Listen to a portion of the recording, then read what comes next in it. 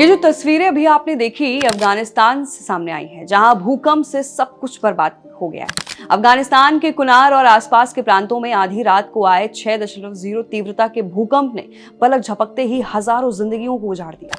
खेतों में जहां कभी फसलें लहलाती थी, अब बिछी हुई लाशें और घायल शरीर हैं। लोग अपनों को दफनाने तक की हिम्मत जुटा नहीं पा रहे हैं। अस्पतालों का हाल सबसे डरावना है। टूटी फूटी स्ट्रेचर पर करहाते लोग, खून से लथपथ बच्चे और बेबस बुजुर्ग। हर किसी की आंखों में सिर्फ एक सवाल है, आखिर हमारा कसूर क्या था? डॉक्टर्स दवा से ज्यादा दुआ पर भरोसा कर रहे हैं। अस्पतालों की मस्जिदों में नमाज और रोते बिलखते लोगों की आवाजें मिलकर दहला देती है। नुरगल और कुनार के पहाड़ी गांव लगभग मिट्टी में मिल गए हैं। किसी का घर टूट गया तो किसी का पूरा परिवार हमेशा के लिए चला गया।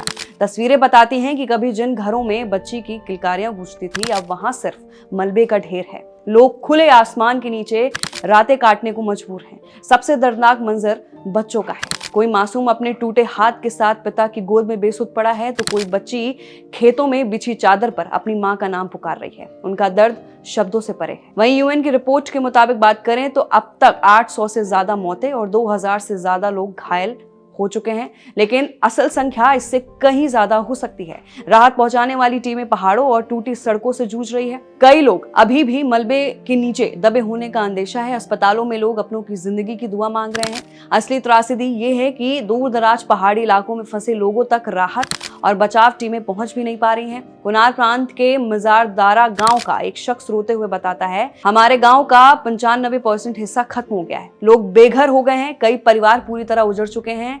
हमें मदद चाहिए, बहुत मदद चाहिए। उसकी आवाज में टूटन और थकान साफ झलकती है।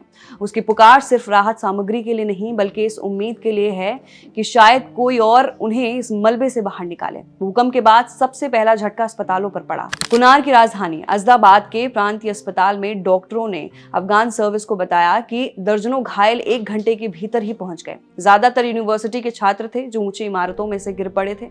एक डॉक्टर की आंखें नम हो गईं जब उसने कहा, कई छात्रों की जान बचाई जा सकी, लेकिन एक की मौत हो गई। सबसे बुरा हाल उन लोगों का है जो पहाड़ों में दबे रह गए, जिन्हें रात भर कोई बचा ही नहीं सका। रविवार देर रात आए इस भूकंप ने सिर्फ घर नहीं गिराए, बल्कि भूस्खलन भी करवा दिया।